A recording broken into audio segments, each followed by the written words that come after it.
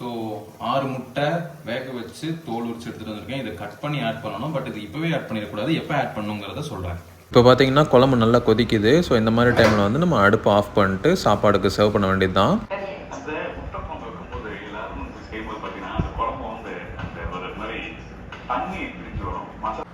So guys, நம்ம வந்து முட்டை குழம்பு எப்படி பண்ணுறது அப்படின்னு இதே மாதிரி இப்படி படுத்து நான் இப்போ பார்த்தேன். ஸோ இப்போ அதை பார்த்ததை வந்து நம்ம இப்போ போய் பண்ணி பார்க்க போகிறோம். ஸோ வாங்க, இன்னைக்கு மத்தியானம் லஞ்சுக்கு நமக்கு முட்டை குழம்பு தான். சமைக்கும் போது இதுலேயே ரொம்ப கடுப்பான பார்ட் வந்து பார்த்தீங்கன்னா இந்த வெங்காயம் வெட்டுறது தான். அதுலேயும் நான் வந்து பாதி வெங்காயம் வெட்டிட்டேன்.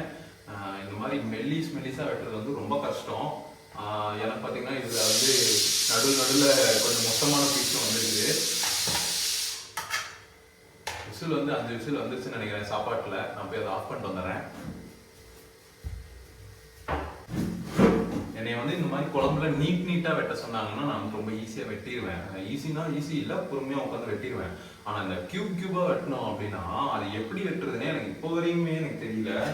எவ்வளவோ வாட்டி சமைச்சிட்டு இருக்கேன்.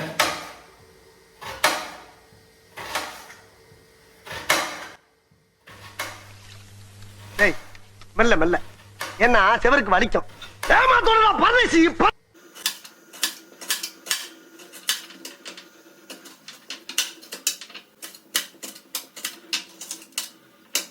இப்போ இந்த மாதிரி கடைசி இதுல வந்து ஒன்னும் பிடிக்கவும் தெரியல.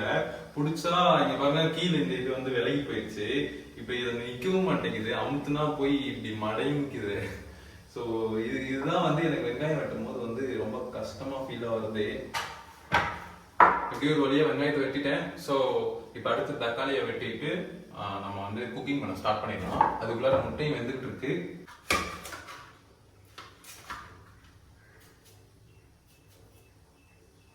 தக்காளியில வந்து எப்பயுமே வெட்டும் போது இந்த ஒரு பார்ட்டை மட்டும் எடுத்துருங்க.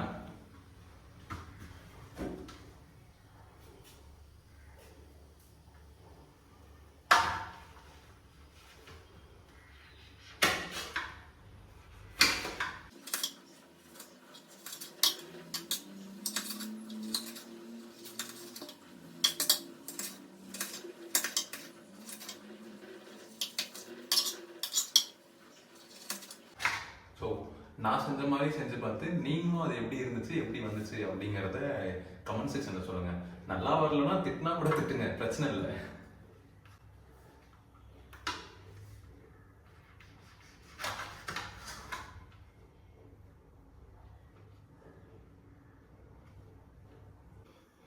ஸோ ஃபஸ்ட்டு பாத்திரம் வச்சு நல்லா சூடாயிடுச்சு. எண்ணெய் ஊற்றிக்கலாம்.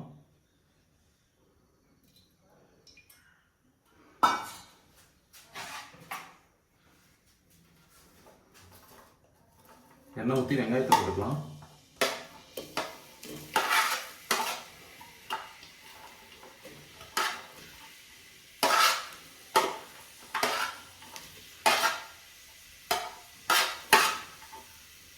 ஸோ வெங்காயம் வந்து நல்லா வணங்கணும்.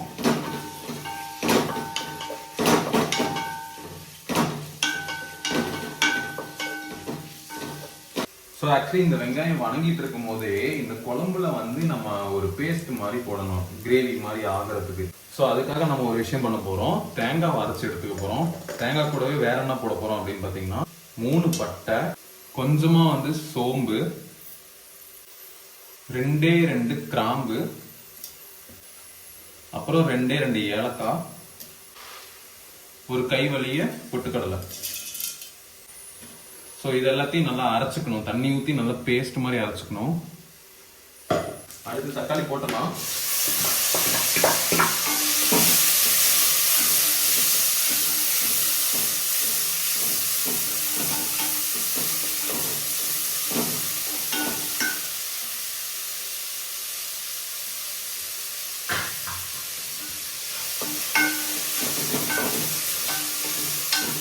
ஓவர் ஹீட் ஆனதுனால லைட்டாக வெங்காயம் வந்து கருகிடுச்சு.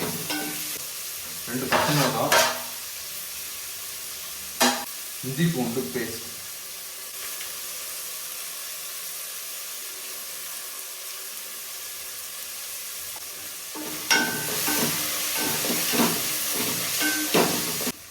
ஓகே. இப்போ இதில் வந்து நம்ம வந்து மஞ்சத்தூள், மிளகாத்தூள், உப்பு ஆட் பண்ணணும்.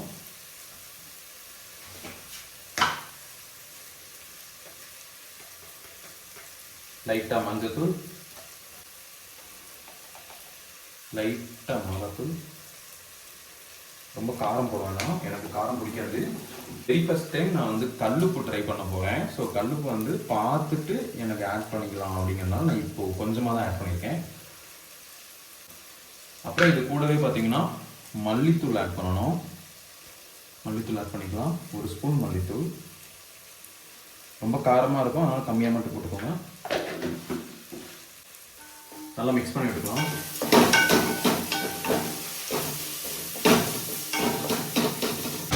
ஸோ இதுக்கு வந்து நான் எங்கள் வீட்டில் இருக்கிற 1 கிளாஸ் அப்படியே ஃபுல்லாக தண்ணி ஊற்றிக்கிறேன்.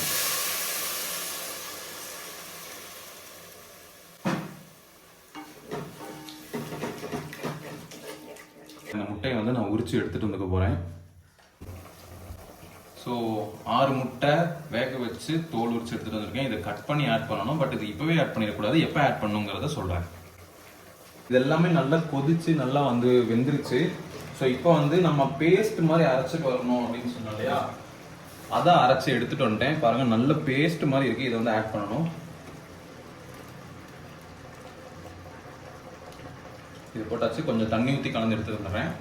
இதை நல்லா தண்ணி ஊற்றி அலசி ஊற்றிடுறோம், எதையும் வேஸ்ட் பண்ணக்கூடாது. இப்போ இதை நல்லா கொதிக்க விடுறோம்.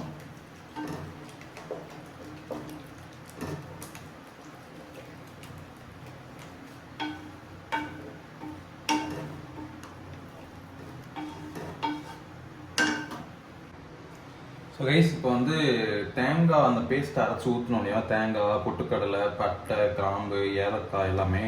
ஸோ அது வந்து ஆட் பண்ணக்கப்புறம் தண்ணி கன்சிஸ்டன்சி பார்த்து உங்களோட குழம்பு திக்காக வேணுமா இல்லை எப்படி வேணும் அப்படின்னு. எனக்கு வந்து பார்த்தீங்கன்னா லைட்டாக திக்காக வேணும். ஸோ அதனால் நான் இப்படி கன்சிஸ்டன்சியில் வச்சுருக்கேன். லைட்டாக தண்ணி ஆட் பண்ணிக்கிற மாதிரி இருந்தால் உங்களுக்கு தேவைப்பட்டுச்சுன்னா ஆட் பண்ணிக்கலாம். அண்ட் உப்பு பார்த்து நீங்கள் ஆட் பண்ணிக்கோங்க. இப்போ நான் வந்து உப்பு டேஸ்ட் பார்த்துட்டு உப்பு ஆட் பண்ணிக்கிறேன் தேவைப்பட்டுதான். ஸோ எனக்கு இப்போதைக்கு உப்பு தேவைப்படலை. உங்களுக்கு இன்கேஸ் உப்பு தேவைப்பட்டுச்சுன்னா ஆட் பண்ணிக்கோங்க. இப்போ இந்த மாதிரி டைமில் வந்து பார்த்தீங்கன்னா நம்ம வேக வச்ச முட்டையை வந்து நான் இப்படி கட் பண்ணியிருக்கேன். கட் பண்ணி இப்போ தான் ஆட் பண்ணணும். ஒரு முட்டையை அப்படியே ஆட் பண்ணிக்கலாம் உடையாமல். ஸோ பாருங்கள், நான் இப்படி கட் பண்ணி வச்சுருக்கேன் ப்ளஸ் மாதிரி.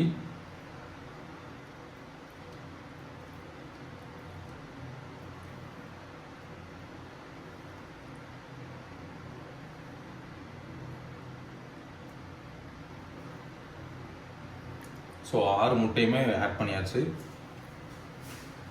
கொதிக்கிற அளவு கூட போகிறோம். நல்லா மிக்ஸ் பண்ணி விட்டுக்கோங்க. அப்போ தான் வந்து முட்டைக்குள்ளார வந்து நம்மளோட மசாலா இந்த குழம்பு வந்து உள்ளே போகும்.